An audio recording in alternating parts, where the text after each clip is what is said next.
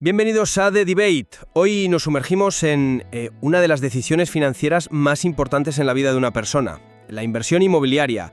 Con los precios rozando máximos históricos y el coste de la financiación por las nubes, el mercado es un campo de minas y oportunidades. Y la pregunta que vamos a desgranar hoy es muy directa. ¿Es 2025 el momento de lanzarse a comprar? ¿O estamos quizá al borde de un precipicio, ignorando las alarmas que resuenan con ecos de 2008? Y de lo que está ocurriendo en China. Yo voy a defender que precisamente por este entorno tan complejo surgen oportunidades estratégicas para el inversor que sepa leer bien el mercado.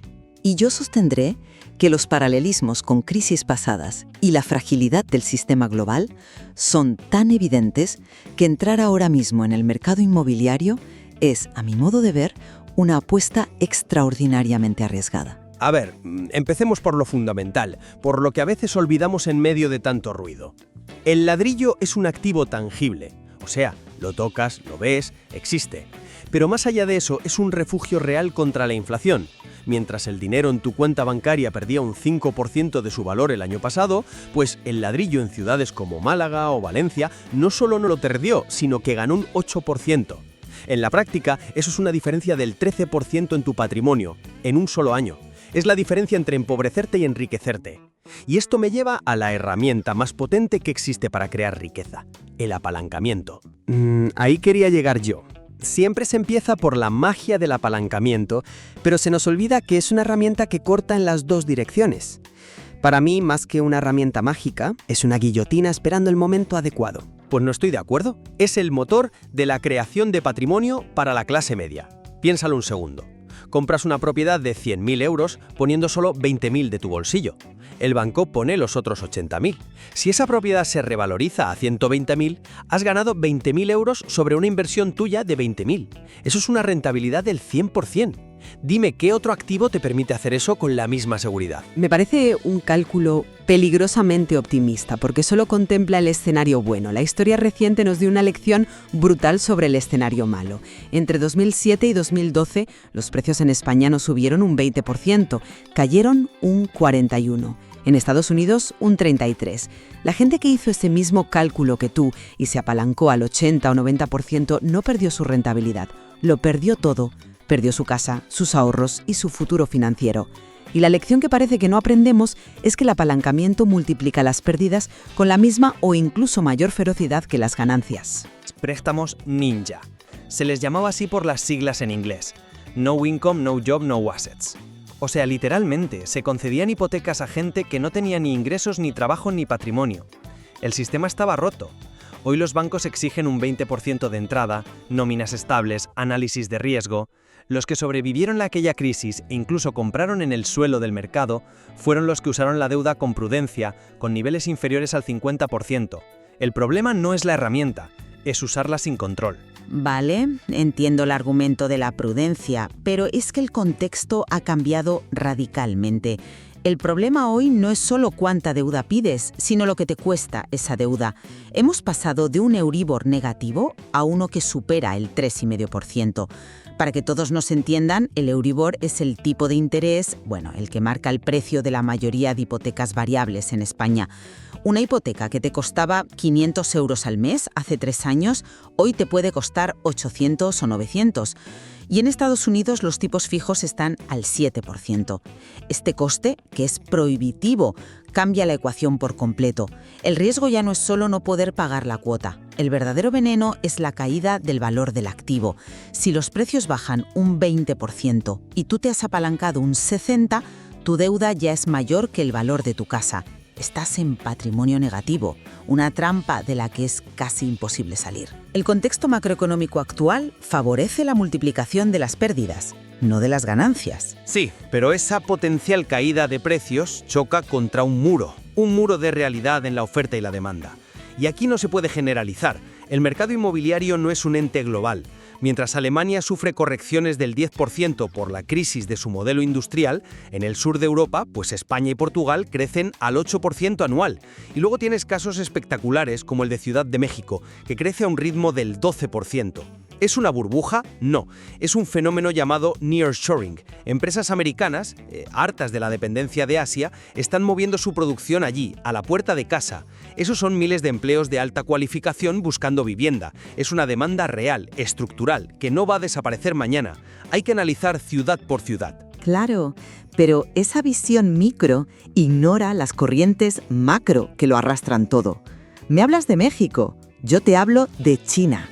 El gigante Evergrande tiene una deuda de 300.000 millones de dólares, más que el PIB de muchos países. Hay 90 millones de viviendas vendidas sobre plano que nunca se han terminado de construir. Es el colapso de un modelo basado en la especulación pura y dura. Podrás decirme que el contagio financiero directo a un banco español es limitado, y puede que sea verdad, pero el contagio psicológico es brutal. Cuando un inversor en Valencia o un comprador en Chicago ve las noticias, esas ciudades fantasma, esas grúas paradas, el miedo se instala. La confianza es la base del mercado y está muy tocada a nivel global. El miedo es un mal consejero. Y mientras todos miran a China, se pierden el dato más importante del mercado más grande del mundo, Estados Unidos. Ahora mismo, el inventario de viviendas en venta es un 43% inferior a la media histórica. Falta casi la mitad del stock habitual de casas a la venta. Es una sequía de oferta sin precedentes. Y la razón es simple. Millones de propietarios tienen hipotecas firmadas al 2,5 o 3%. No tienen ningún incentivo para vender su casa y comprar otra financiada al 7%. Están, por así decirlo, atrapados en una jaula de oro. Esto crea un suelo artificialmente alto para los precios, pero un suelo increíblemente sólido. No hay oferta. Y mientras la demanda, aunque sea menor, siga existiendo, los precios no se pueden desplomar. Espera, para un momento. Me presentas ese bajo inventario como una fortaleza, pero para mí es precisamente el mayor síntoma de la enfermedad. Es un mercado totalmente artificial, un castillo de naipes que se sostiene sobre una anomalía de tipos de interés cero que ya no existe. Depende de una condición: que la economía vaya perfectamente. Pero, ¿qué crees que pasaría con ese suelo sólido si el desempleo en Estados Unidos sube 3 puntos en 6 meses por una recesión? ¿De verdad crees que esa gente que hoy no quiere vender no se vería forzada a hacerlo para sobrevivir? ¿Ese 43% de inventario que falta se liberaría de golpe, inundaría el mercado y provocaría un desplome como no hemos visto? Es una estabilidad increíblemente frágil. Yo no lo veo como una fragilidad, sino como un ancla. Esa trampa dorada crea una base de propietarios muy estable, con cuotas mensuales muy bajas y por tanto con muy poca presión para vender. Esto, de hecho, evita la volatilidad que vimos en 2008, donde las hipotecas variables se dispararon y forzaron las ventas en masa. El mercado actual, al menos en Estados Unidos, es mucho más resiliente por esa misma razón. Y vuelvo a mi punto anterior. Hay que diferenciar la situación de un propietario en Ohio con una hipoteca al 3% no tiene nada que ver con la de un promotor sobreendeudado en una ciudad secundaria de China. Pero esa resiliencia se basa en ignorar los riesgos, que no solo existen, sino que se han transformado.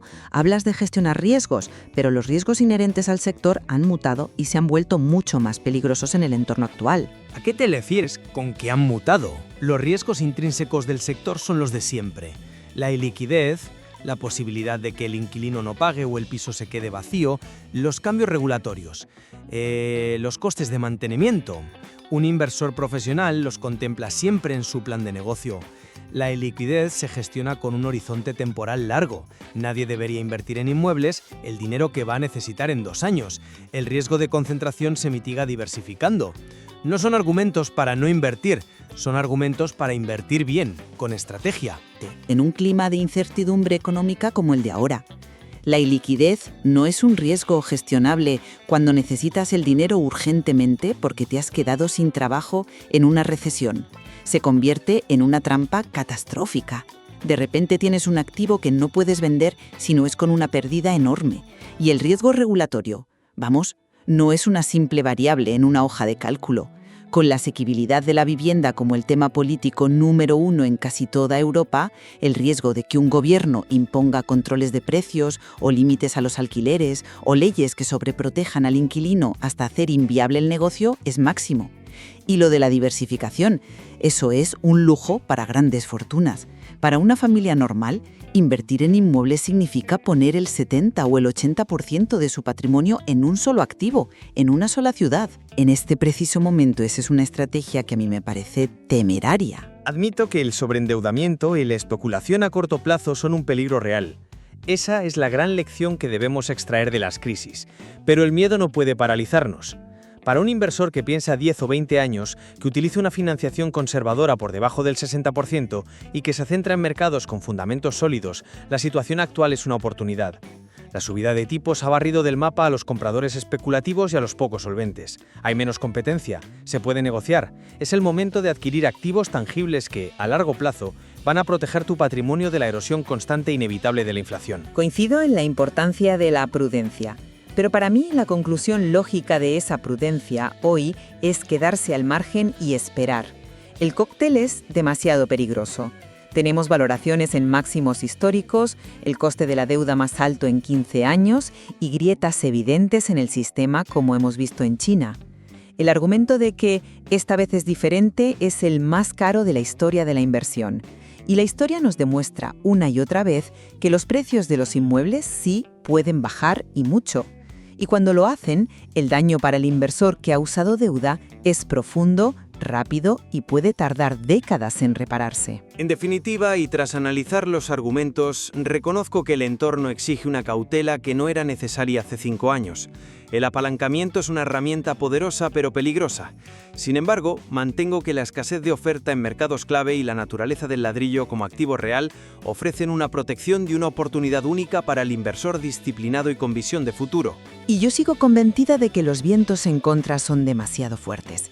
La combinación de tipos de interés altos, la amenaza de recesión y la inestabilidad global crean un escenario donde el riesgo de una corrección severa supera con creces la posible recompensa. A veces, la mejor inversión es no hacer nada y preservar el capital. La decisión final, como se desprende de nuestro análisis, no es sencilla. No existe una respuesta única que sirva para todos. Exacto. Comprender esta tensión entre la oportunidad de adquirir activos que perduran y el riesgo sistémico de una caída global es el primer paso indispensable. El material que hemos examinado hoy ofrece muchas más claves para que cada uno continúe esa exploración.